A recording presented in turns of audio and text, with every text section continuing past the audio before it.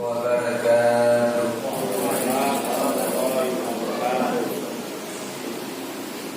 Alhamdulillahilladzi an'ama 'alaina bi ni'matil iman wal islam. Asyhadu an la ilaha illallah wahdahu la syarika lah wa asyhadu anna Muhammadan 'abduhu wa rasuluhu la nabiyya ba'dahu. Allahumma shalli wa sallim ala sayyidina Muhammad wa ala alihi wa sahbihi ajma'in. Ya ayyuhan nas ittaqullaha haqqa tuqatih wa la tamutunna illa wa antum muslimun. Rabbi shrah li sadri wa yassir li amri wa hlul 'uqdatam min lisani yafqahu qawli, amma ba'du. Bersyukur kepada Allah Subhanahu wa taala yang pada Allah pada malam yang mulia ini kita masih diberi kesempatan untuk hadir pada tempat yang sangat mulia ini dalam rangka sama-sama kita berubudiyah kepadanya, melaksanakan sholat maghrib secara berjamaah, kemudian melanjutkan pengajian rutin kita di setiap habis maghrib malam ahadnya. Yang mudah-mudahan Allah selalu memberikan istiqomah kepada kita semuanya.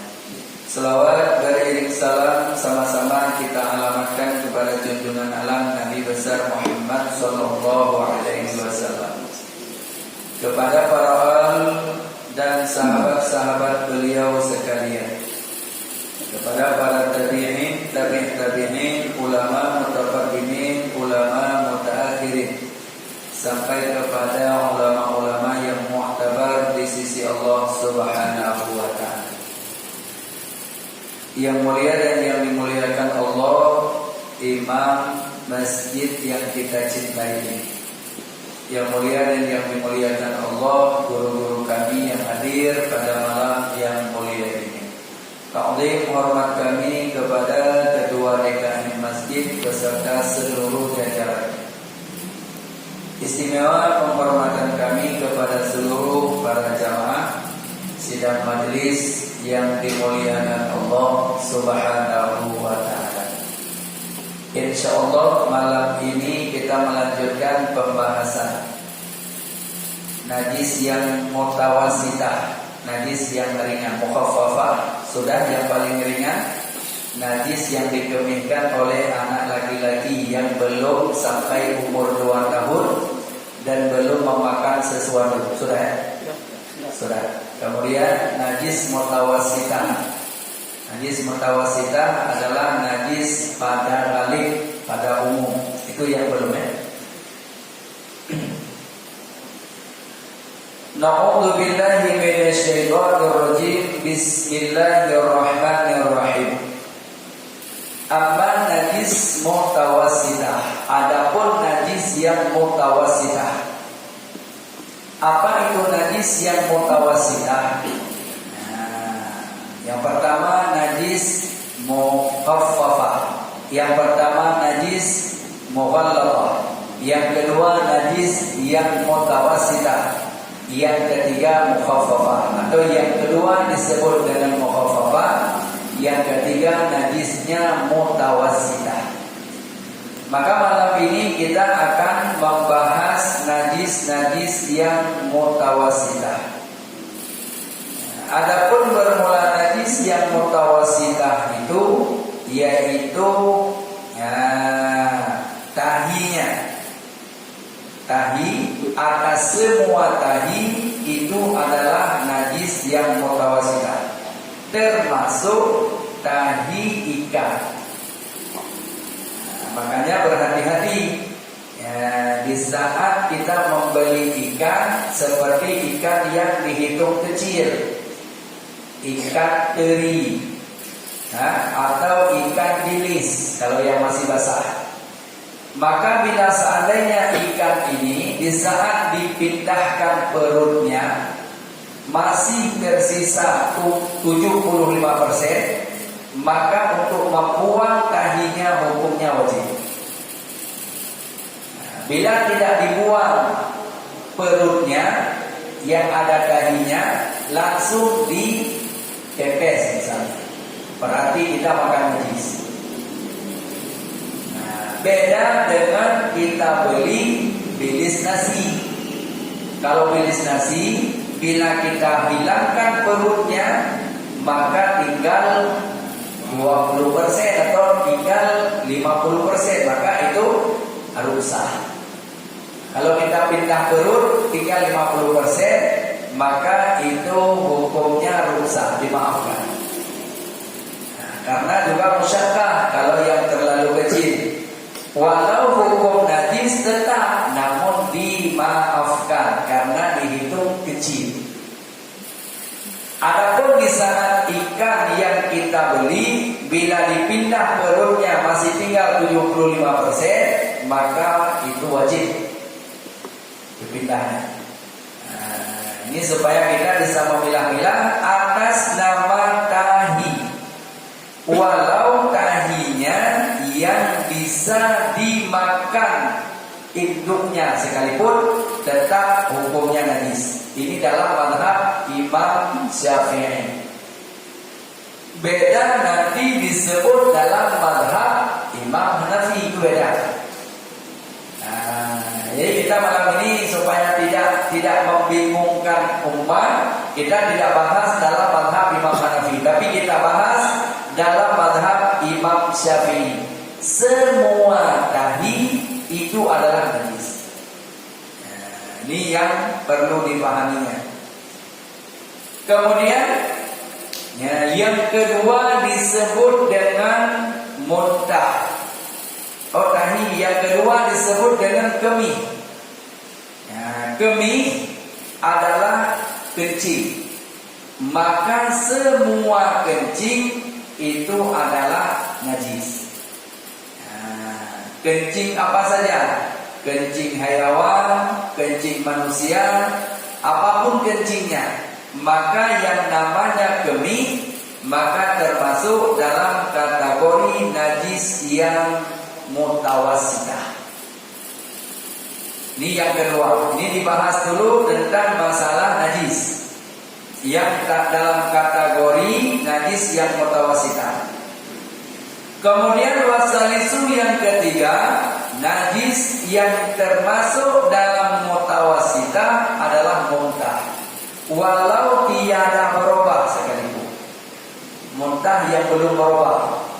Baru saja kita makan nasi, muntah ulang, nasinya masih utuh, tetap itu dihitung kepada najis. Jika kena pada pakaian atau pada badan, maka wajib disucikan dulu. Tidak boleh dibawa lagi ke dalam sholat. Seperti muntahnya anak-anak kecil. Anak kecil kalau seandainya sudah minum susu kenyang, dia kejepit sedikit perutnya, langsung keluar lagi susunya. Itu tetap najis. Karena pada baju kita, baju itu wajib cuci dulu. Jangan langsung kita bawa ke dalam sholat.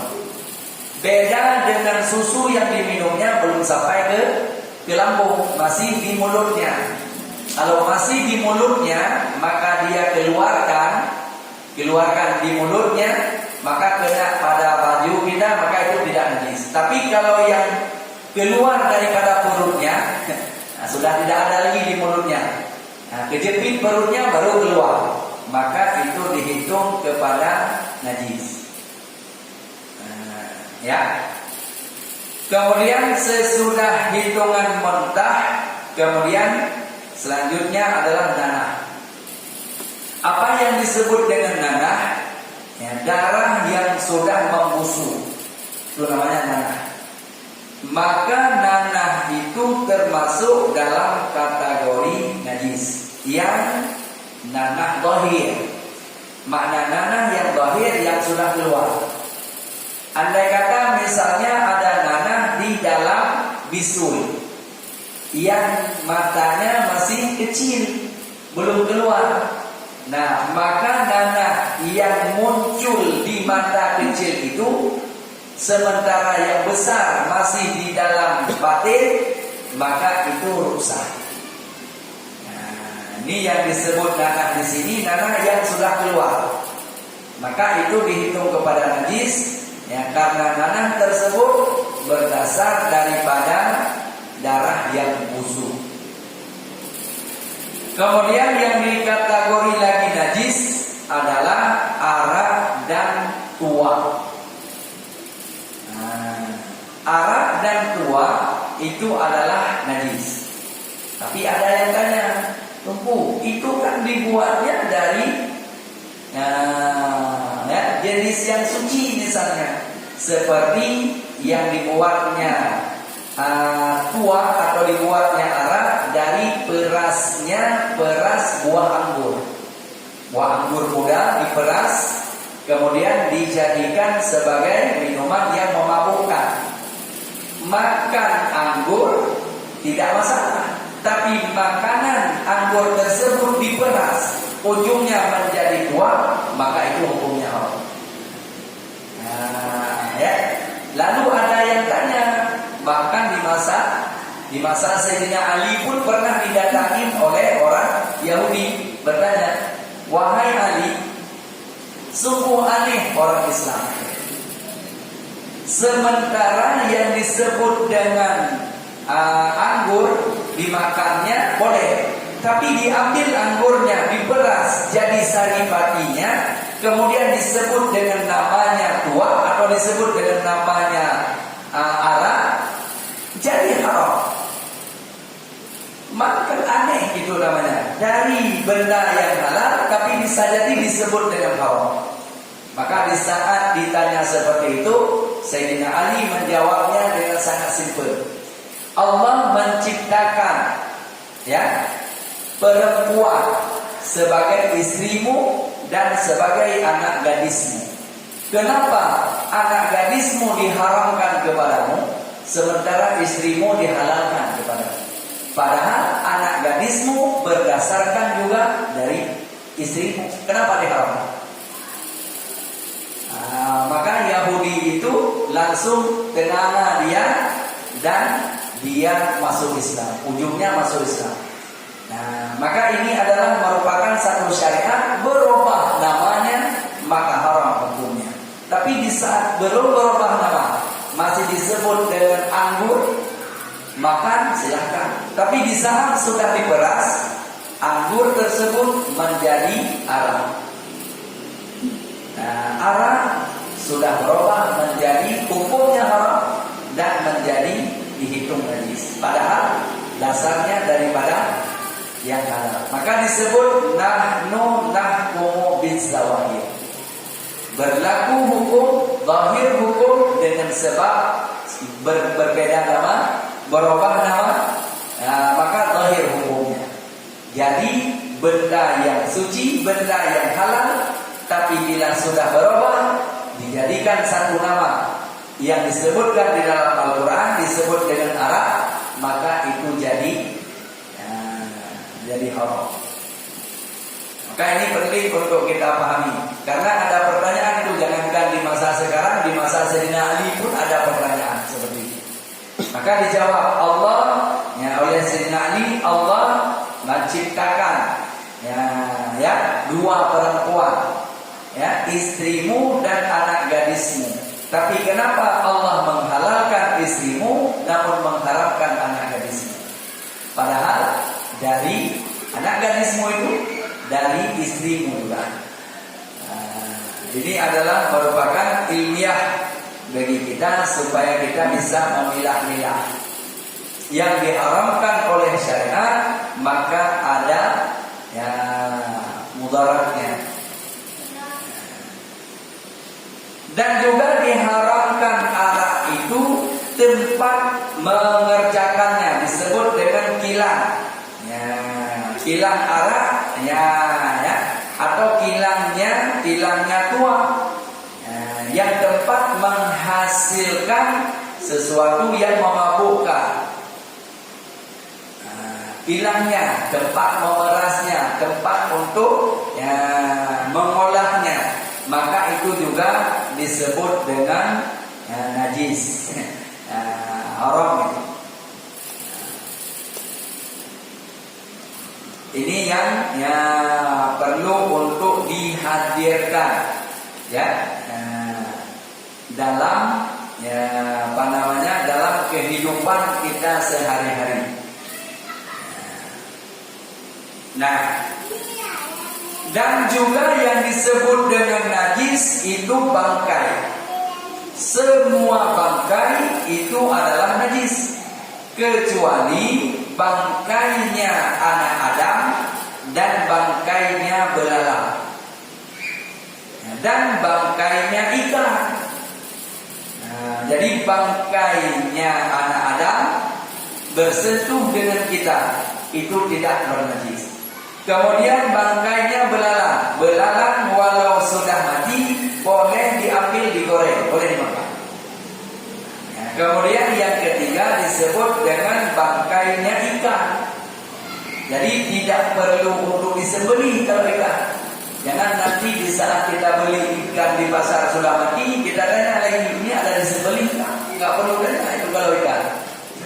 Yang perlu untuk disembelih seperti binatang yang dipelihara, ayam, dan lain sebagainya, yang memang sudah diperintahkan untuk sembelih. Ya. Dan juga disebut dengan najis potongan yang sudah pisah dengan induknya ketika dia masih hidup, itu dihitung kepada najis. Potongan paha ayam misalnya, ayam masih hidup, kita kepingin makan ayam goreng, kita tangkap ayam, kita potong pahanya sebelah, kita ambil, kita goreng, ayam masih hidup, itu tetap dihitung kepada najis. Atau misalnya kita kejar rusa, kita lemparkan dengan parang, kena di pahanya rusa, putus sebelah, 3 paha lagi rusa itu kabur. Jika kita dapat pahanya satu saja, satu paha rusa dapat, kita bawa pulang ke rumah, itu hukumnya najis. Gak boleh kita buat rendang. Karena itu adalah berpisah di saat induknya masih hidup, maka itu najis. Kecuali ikan tidak ada masalah. Ikan walau berpisah dengan induk tetap kita bisa makan, karena dia tidak dihitung najis. Contoh misalnya, ini ikan lele, ikan yang panjang itu, ikan lele. Malamnya misalnya karena airnya bening, kita pakai senter untuk mencarinya. Kita dapat, kita bawa parang, kita potong dia, atau kita kita buru dengan memotongnya. Maka di saat kita potong ternyata kena di tengah-tengahnya, putus. Yang depannya kabur yang depannya, separuhnya kabur, tinggallah yang belakang, separuh ke ekor tinggal. Kita sudah dapat, ambil separuhnya, bawa pulang ke rumah, masak, boleh dimakan. Besok baru kita cari separuh ini. Bisa, gak ada masalah. Iya, makanya sudah jadi bangkai pun kalau ikan itu tetap suci dan halal, tidak najis. Makanya yang dibahas tadi semua bangkai adalah najis, ada istisna. Yang 3 ini tidak jadi kepada najis. Mana yang pertama? Bangkai anak Adam. Bangkai anak Adam itu tidak dihitung kepada najis, karena langsung ada dalilnya, walaqad karramna bani Adam, dimuliakan jasa anak Adam. Anak Adam itu dimuliakan, maka tidak dihitung kepada najis. Dalam arti bukan anak Adam itu untuk dimakan, jangan salah paham. Bersentuh dengan kita tidak menjadi najis, atau kena pada kita tidak dihitung kepada najis. Adapun yang kedua disebut dengan belalang juga tidak disebut dengan najis, walaupun kita dapati dia sudah mati, boleh diambil untuk digoreng. Belalang. Kemudian yang ketiga ikan walau sudah mati itu tetap disebut dengan suci, boleh dibeli, boleh dimakan, boleh digoreng. Kemudian selanjutnya yang dihitung najis sesuatu yang gugur, yang bercerai daripada ketika hidupnya, itu adalah dihitung kepada najis. Hayawan yang diperintahkan untuk sembelih. Kemudian yang disebut juga najis, air di mulut binatang yang mengeluarkan makanan di dalam perutnya, seperti kerbau. Dan lainnya, kerbau dan lainnya, termasuk hayawan-hayawan yang ada kunyah di saat tidurnya. Di saat tidur dia keluarkan yang sudah dimakan tadi, dia keluarkan, dia punya nih. Dia punya lagi, dia telan lagi. Nanti di saat dia sambil tidur keluar lagi, dikunyah lagi. Kemudian dia telan lagi. Itu air liurnya itu adalah najis. Di saat dia sedang memakan makanan yang dikeluarkan daripada perutnya. Tapi bila seandainya air liurnya yang di saat dia memakan makanan bukan makanan dari perutnya, maka air liurnya tidak bernajis. Ini misalnya air liur kerbau, air liur sapi yang sedang dia makan makanan yang baru, maka air liurnya itu tidak bernajis. Ini yang dihitung bernajis di saat air liurnya yang dia makan cetil, makan makanan yang sudah dimasukkan ke dalam perut, dikeluarkan balik, dimakan lagi, dikunyah lagi, ditelan lagi. Nah, itu binatang yang disebut di sini seperti kerbau, sapi dan lain sebagainya, termasuk hitungannya yaitu binatang yang pada wagalibuha, pada baliknya memakan makanan yang sudah ditelan. Nah, adapun makanan yang tidak ditelan, yang disimpankan di mulutnya, nah, maka itu makanan tiada dihitung bernajis. Seperti makanan yang disimpankan oleh hayawan, seperti monyet. Monyet dia makan itu makanannya kan dia tidak telan dulu. Di mana disimpannya? Di sini disimpannya kan. Disimpannya di sini dia tak telan dulu. Di sini disimpan. Maka jika dikeluarkan lagi makanannya, makanan tersebut, maka itu makanan tidak dihitung kepada najis. Bila kena pada kita, maka tidak perlu untuk cuci. Misalnya dia makan buah apel dia makan, kan? Disimpan dulu di sini. Nanti dikeluarkan misalnya. Maka air liurnya ataupun benda tersebut yang sudah dia telankan ke dalam lambungnya, kemudian dikeluarkan lagi. Ini yang perlu untuk dipahami menyangkut dengan masalah najis. Kemudian disebut lagi dalam kategori najis yang mutawassitah adalah mazi. Mazi dan wadi. Mazi dan wadi. Apa itu mazi dan apa itu wadi? Ini harus kita bilah-bilah. Yang namanya mazi, wagalibuha, galibnya pada seorang perempuan yang sedang bersyahwat. Ini namanya mazi. Maka itu adalah najis, bukan mani. Kalau mani itu tidak najis. Jika kena pada kain, maka kain itu boleh dibawa dalam sholat karena tidak dihitung kepada najis. Nah, dan wadi itu wagalibuha, pada kalibnya pada laki-laki yang bekerja keras. Laki-laki yang bekerja berat. Biasanya keluar dia wadinya di saat sesudah dia mengeluarkan atau di saat dia sesudah berkedih. Sesudah dia buang air kecil, Ya, kemudian di belakangnya keluar sesuatu yang kental, namun keluarnya bukan dengan lazat, bukan dengan berdampak, bukan, tetapi mengalir seperti air kencing, namun kental. Itu namanya wadi. Bila kena pada celana dibawa dalam sholat, maka sholatnya tidak sah. Nah, biasanya pada pekerja berat, pekerja keras, pekerja berat. Jadi keluar wadinya kena pada celananya,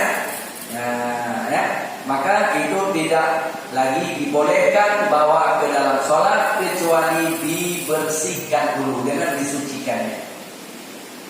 Dan disucikannya najis-najis yang sudah dibahas tadi memadai dengan mencucurkan sekali air.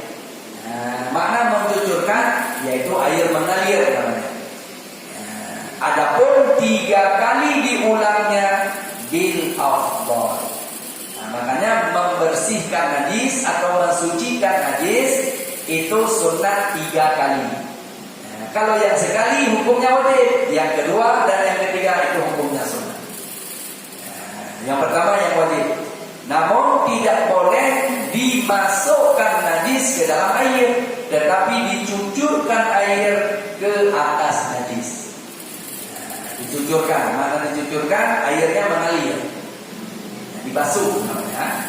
Dibasuhkan di atas najis. Tidak boleh dimasukkan ke dalam air. Jika air itu sedikit tidak sampai 2 bulan, maka bernajislah air semua. Makanya bila seandainya ada seorang laki-laki yang menyelupkan kepala zakarnya ke dalam air yang sedikit, maka air itu akan bernajis dan dia tidak suci. Tetapi bila dicucurkan di atas ujung zakarnya atau pada tempat keluarnya kemih bagi seorang perempuan, maka dicucurkan, maka itu suci. Ini yang perlu dihadirkan supaya kita mengenali najis-najis yang mutawasitah. Dan termasuk najis yang disebut dengan tahi yang tersisa pada halqah subur. Ini yang harus dipahami. Maka di saat dia menyucikan halqah zuburnya disunnahkan, bahkan hukumnya wajib untuk mengedak. Mana mengedak? Ini halqah zubur. Sesudah buang air besar, maka halqah zuburnya kuncup balik. Ini misalnya dikeluarkan kotoran, maka dia akan mengembang, terbuka. Maka di saat dia terbuka, maka di saat sesudah lepas ininya, maka dia akan kuncup pulang. Yang di saat dibukanya ini namanya lahir namanya. Maka di saat dia menyucikan bekas di halqah duburnya, maka disunnahkan untuk mengedak, bahkan sampai tingkat kepada wajib. Ngedak itu ada membahas sunnah bila seandainya itu kering. Tapi bila seandainya lembek, maka wajib ngedak, karena di sini tersisa bekas najis. Bila dia tidak ngedak, maka tetap terkuncup seperti ini. Maka disucikan di sini, maka itu belum suci. Dibersihkan di sini, atau dibasuh di sini. Sementara dia tak ngedak seperti ini, padahal di saat dia buang air besar ini terbuka, maka di saat terbuka ini zahir namanya. Makanya wajib ngedak bila seandainya kotorannya agak tidak terlalu berat. Maka perlu untuk dipahami, jangan sampai kita di saat membasuh, namanya istinja, membasuh bekas najis yang keluar pada halqah zubur, karena akan membawa kepada efek tidak sah sholat. karena dia membawa najis. Ini yang harus ditakutkan, harus dikhawatirkan, karena bila dia membawa najis di halkah tubuhnya, maka sholatnya otomatis tidak sah. Tidak sah sholat akan berefek kepada masuk neraka dia. Makanya perhatikan baik-baik yang namanya menyangkut dengan masalah najis.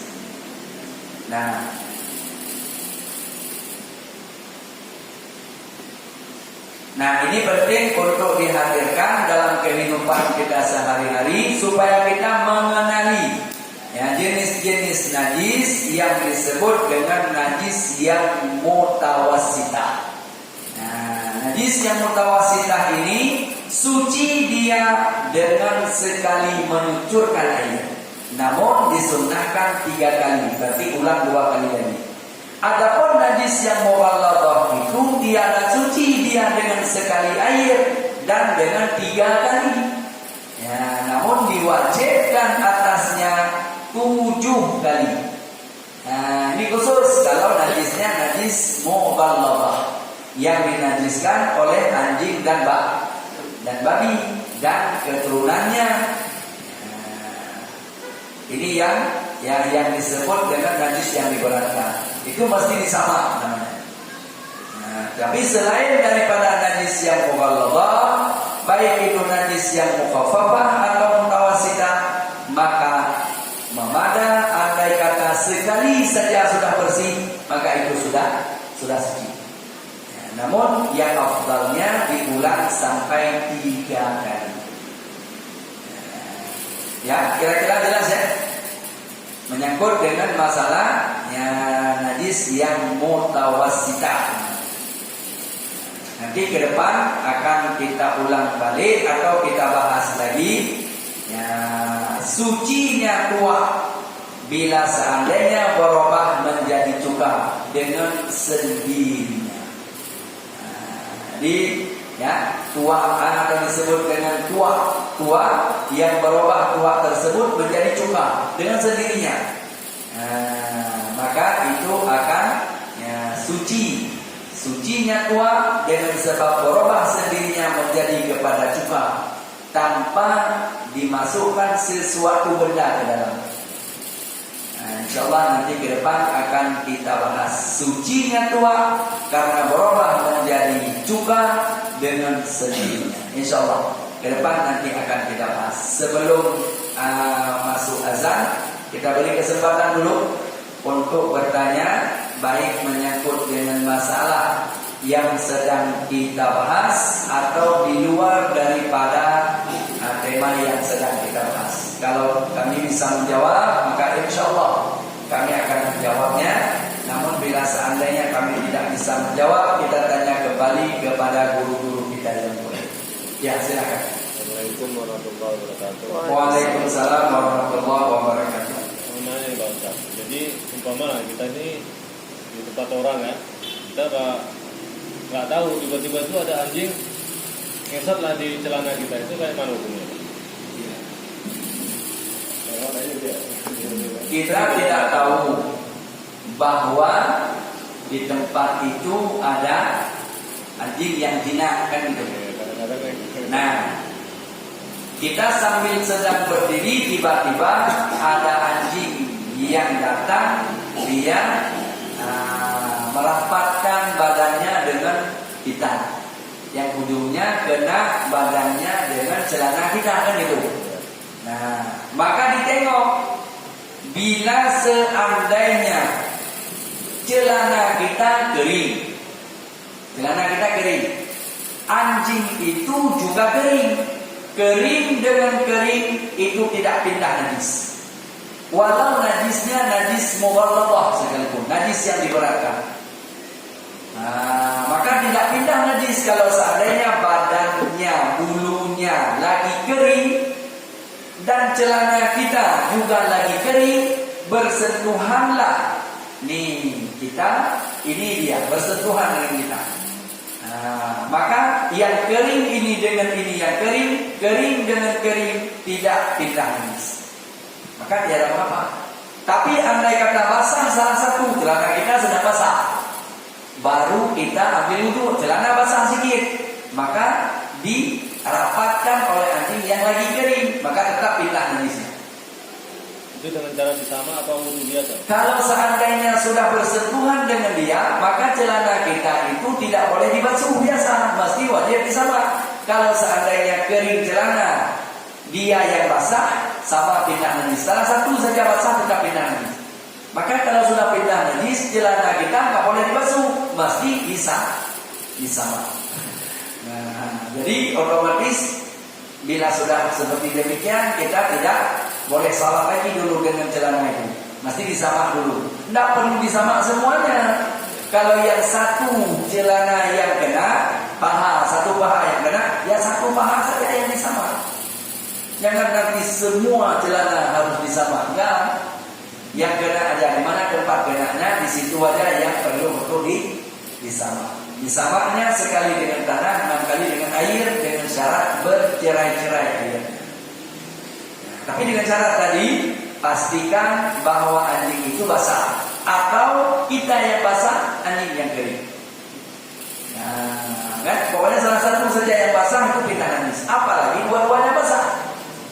Makanya hati-hati, ini anjing yang kena air dia, hujan ataupun mandi dia, ya kan? Sesudah dia mandi, berdiri dekat dengan kita, dia geprek-geprek seperti ini. Dia geprek-geprek seperti ini. Ini airnya terbang kemana-mana. Kalau kena di kita, maka itu dihitung di sini.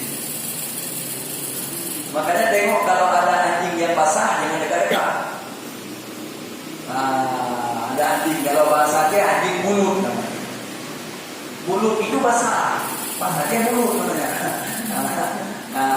Jadi jangan dekat-dekat dengan anjing yang basah, karena dia pasti akan buat seperti ini. Maka air yang kena kepada kita dihitung kepada najis yang mughalladhah, yang diperankan. Kira-kira jelas ya? Jelas. Masih ada asal? Nah, sana dulu. Waalaikumsalam warahmatullahi wabarakatuh. Ini masuk haid tadi. Ya, tahi. Ya, haid kan banyak kita sering jumpai di pasir-pasir di sana. Gantung kain kucing ataupun kain anjing. Ya. Ketika kita gunakan pasir itu untuk bikin bangun rumah itu gimana? Atau Ya. pasir itu naik apa? Suci atau tidak?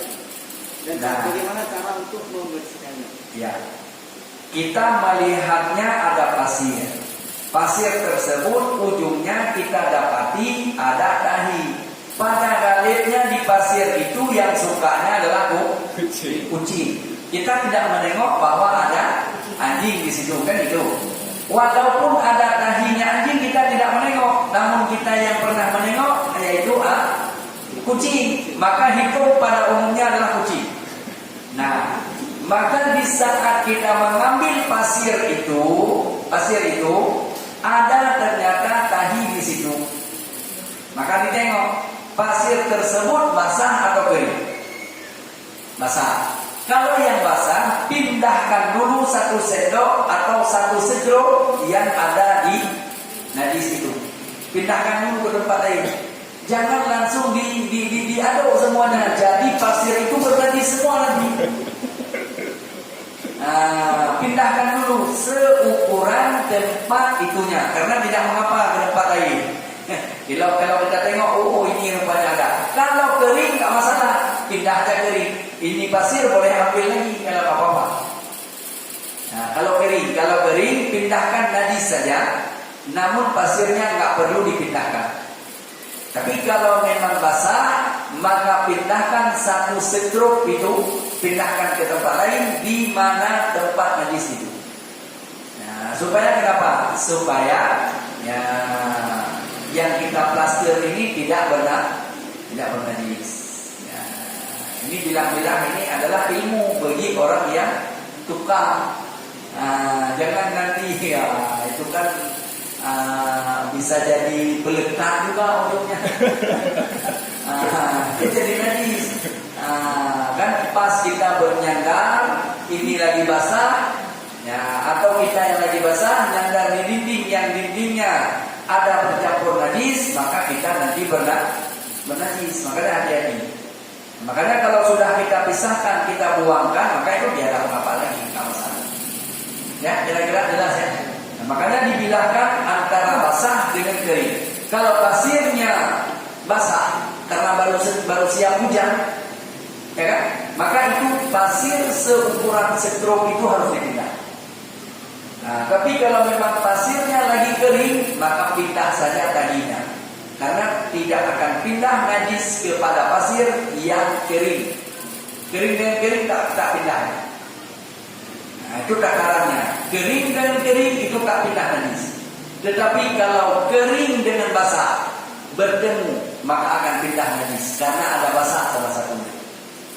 Nah, seperti itu. Ya, kira-kira jelas ya? Jelas. Tadi Pak Muslim. Ya, yang binatang itu.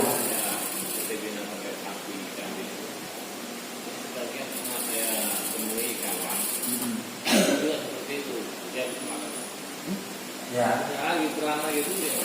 Kalau bukan satu dua orang saya pernah. orang ya. Kalau ini bukan sapi, rupanya orang gitu. Kita seperti bukan sapi tapi orang. Nah, kalau seandainya kita dapati orang seperti itu, ditengok. Kalau sudah lewat ke dalam mulut, maka bila ditelan lagi, yang ditelannya adalah najis. Tapi kalau belum lewat, anak kecil belum lewat. Kita kan ada mareh nih. Di antara mareh ada anak kecil namanya. Apa anak kecil itu? Disebut dengan anak mareh. Nah, ya. Maka bila seandainya yang dikeluarkannya dengan sebab pula anginnya, tapi sampai di sini saja, mentok di sini, tidak sampai ke dalam mulut, maka ditelan balik, maka itu tidak dihitung kepada najis. Yang penting jangan lewat batas anak kecil itu. Kalau sudah lewat batas anak kecil itu, maka itu wajib dibuang. Kalau dia telan, berarti telan najis. Aduh sayang lah, karena yang keluarnya sate, kalau dibuang kan tanggung. Ditelan balik, walau sate tetap itu adalah najis. Ya, kira-kira jelas ya. Takarannya berarti jangan sampai lewat anak kecil itu. Apa namanya? Anak mare, Pak. Anak mare, bukan orang tua ini, anak mare. Di saat kita buka mulut kan ada anak kecilnya. Nah, anak kecil itu jangan lewat anak kecil itu. Kalau sudah lewat berarti sudah di mulut. Yang keluar tadi sudah lewat anak kecil itu berarti sudah di dalam mulut. Kalau sudah di dalam mulut maka itu wajib dibuang, tak boleh lagi ditelan. Tapi kalau masih di bawah anak kecil itu, maka masih dihitung mare. Kalau masih dalam mare, maka itu masih dihitung batin. Nah, telan balik, nggak masalah. Ya, kira-kira jelas ya? Ya, insya Allah. Masih ada? Satu lagi. Silakan masuk. Belum masuk kan? Belum. Najis ini yang keluar dari kenting anak kecil ini. Nah, Tak tahunya masuk ke minuman. Jadi minuman air putih. Air putih itu hukumnya di mana? nah, ini air putih di gelas. Di gelas. Ya, anak kecil kita semprotnya kemana-mana, ya kan? Semprotnya kemana-mana semprotnya. Nah, ternyata di saat disemprotnya jatuh juga ke dalam gelas kan gitu. Kita ada tengok nggak? Tengok. Kalau tengok itu najis. Kalau sudah kita tengok memang disemprotnya ke dalam gelas itu, atau dia bukan sengaja semprot ke gelas. Pokoknya dia putar-putar ya. Nah, Anak kecil yang masih bayi. anak kecil yang masih bayi, anak laki-laki, bayinya belum sampai 2 tahun, tapi dia makan apa-apa atau memang minum ASI ibunya saja. Ibunya ASI saja dia minum. Dia tidak makan nasi, belum makan nasi. Maka itu tetap dihitung kepada najis. Cuma najisnya najis yang sangat ringan, disebut dengan najis mukhaffafah. Makanya najis dibagi 3, mughalladhah, mukhaffafah, mutawassitah. Yang kita bahas malam ini adalah najisnya najis mutawassitah namanya. Nah, adapun najis yang mukhaffafah itu cuma satu saja. Kencing anak laki-laki yang belum sampai umurnya 2 tahun tak makan apa-apa kecuali yang dia minum cuma ASI ibunya saja. Maka kencingnya itu najis yang sangat ringan, tapi tetap najis.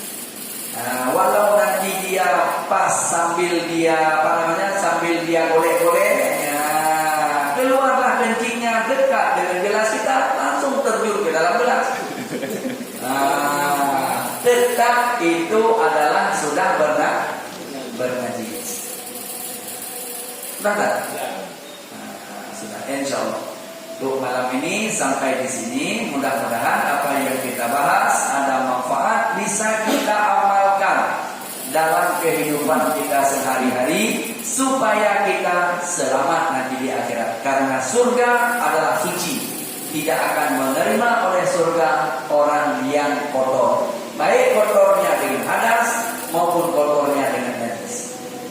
Wallahu a'lam bishawab wa ilaihil marji' wal ma'ab. Terima kasih atas segala perhatian. Mohon maaf atas segala kekurangan. Assalamualaikum warahmatullahi wabarakatuh.